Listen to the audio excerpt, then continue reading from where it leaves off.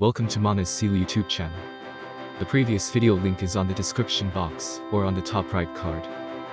Volume 16, The Half-Elf Godkin.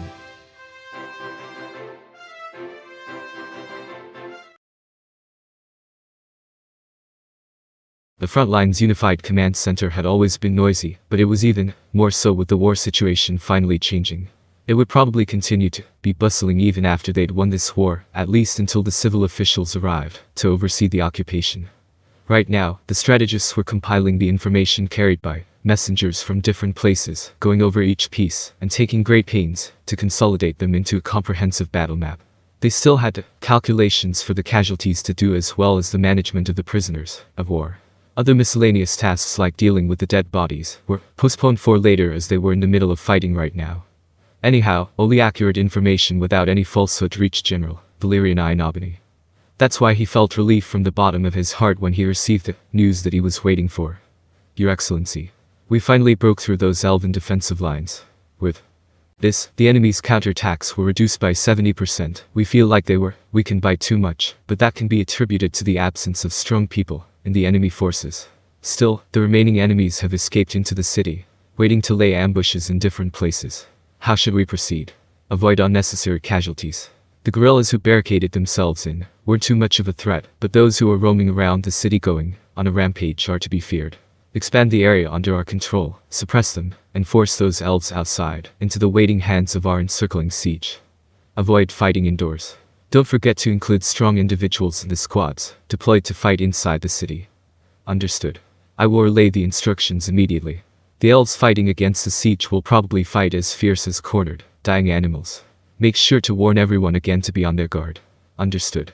It looks like our path lies open, but have we received any counterattack from the castle? Nothing.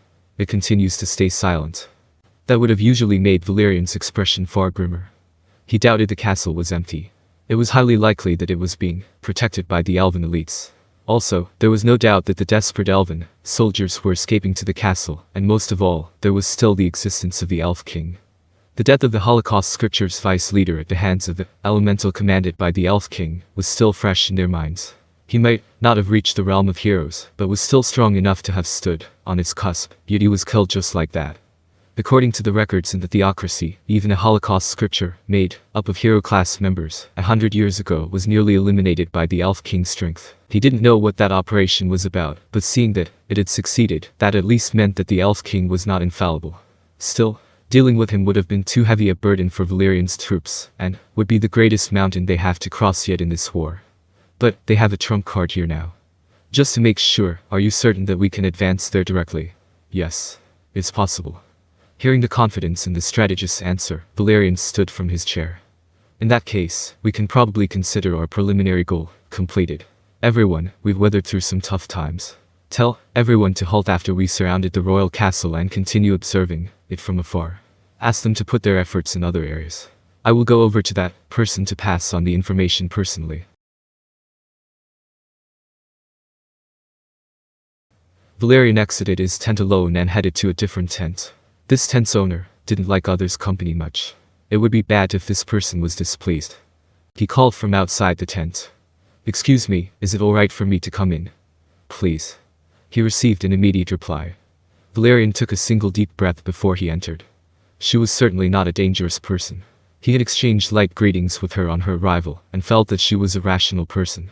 However, when faced with a person from the Black Scripture, someone who stood in the realm of heroes, or someone who exceeded the realm of humans, even Valerian needed a certain amount of resolve. Even though he knew that they wouldn't attack him, he required the kind of mental state that was necessary if one were to face a giant carnivore before them. And there was one more thing. Even among the heroes, the one inside this tent was kind of special for the theocracy. Different humanoid races could produce children between them, but that kind of thought was taboo in the theocracy. For the theocracy, which thought that only humans should flourish, every other race was an enemy, even if they were humanoids. That said, that policy was comparatively new, and had only been practiced for a century plus a few decades. Before that, the theocracy also took the other humanoid races into consideration, the policy being that they should join hands together and fight against the other races. The person inside this tent was considered one of the reasons for that change. She was considered the theocracy's strongest, and her lifespan was extremely long. She was also supposedly the apprentice of the rumored person known as the guardian deity of their nation. That was all Valerian knew. Among such vague information, there were also a few things that he knew to be true. One was that she was not someone even a general like him could be rude to. Of course, he had never even thought of looking down at the apex of the natural order. He rolled the cloth covering the entrance aside and entered, whereupon he saw a simple chair, a bed, and a table with a helmet on top of it. The tent was not too different from the others around it, but the furniture inside was comparatively well made. These were brought over from the theocracy using teleportation. Even his, a general's, tent didn't have such nice things. He found her jumping in the middle of the decor, wearing dazzling armor. Did something happen? Perhaps she was doing something Valerian wasn't knowledgeable on. For example, a special type of ritual. No, it was nothing special. I just don't feel calm unless I move my body around. Undoubtedly so. She continued to jump for a few more seconds and finally stopped. You don't need to be so polite. You are my superior in a sense after all. Though she said that, it didn't feel like she intended to change her own tone, or the air of superiority that hung around her. No, I certainly cannot acquiesce to such a request, not to the theocracy's strongest force and the guardian deity's apprentice. Too stiff. Well, I won't stop you if you want to be like that. That aside, seeing that you are here, can I assume it's about that? Yes.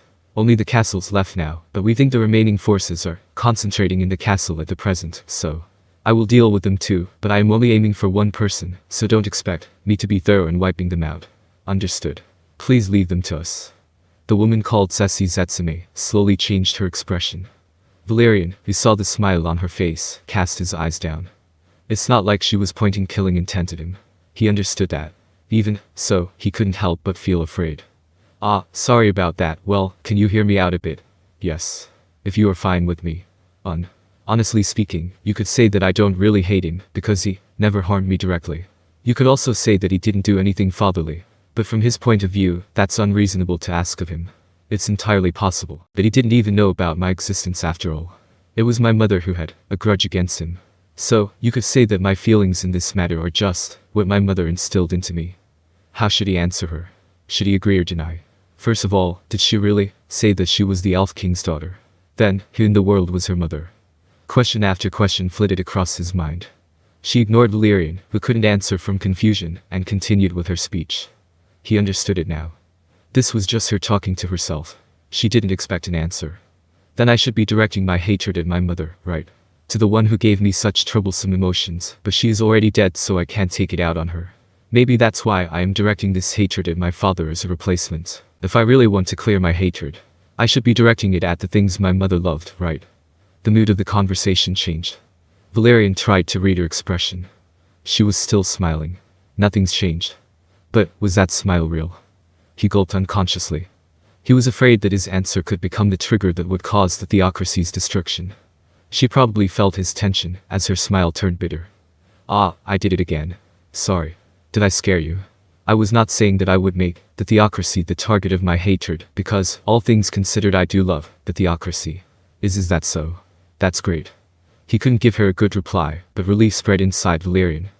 But, I don't know why. I just wonder if I can really feel free after I clear this hatred that my mother burned into me. I feel a little shy talking about things like this. This is probably what they call a moody phase. I see. If it were one of my acquaintances, they would be joking about my age right about now. Sorry for not being attentive enough. She continued, unbothered by Valerian's bow. I wonder what my mother felt. The weak can only be trampled upon, so become strong. The sentiment certainly isn't wrong. I doubt if there was any need to train a child so strictly, but then again, it's likely that I wasn't the only one who was trained too near death during their childhood. There could be someone who is receiving stricter training than me to become stronger. With that in mind, I am just being a spoiled child, am I not? About that, it's hard to say for sure, I think, but how should I put it? Agreement or denial? Valerian, who was focused on thinking about which answer would be less likely to displease her, ended up giving her a nonsensical response. Probably realizing what Valerian was going through, she laughed again, though it was an honest laugh this time. Maybe I should go through the old records after everything's done. There might be things the past me didn't notice. Maybe there are some things couldn't be understood except from a third party's perspective. Anyhow, she should have probably left something behind. What does she really feel about me? Well then, shall we go?